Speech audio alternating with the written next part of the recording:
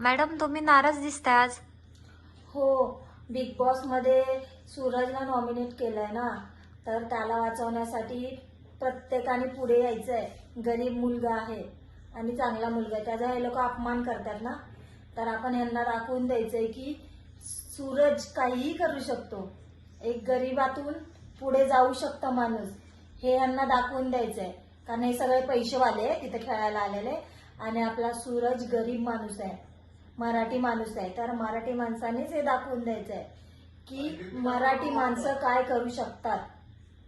आणि माझं वोट हमेशा सूरजलाच जाणार, कारण तो वाईट बोलत नाही कोणाला, कोणाशी काही नाही.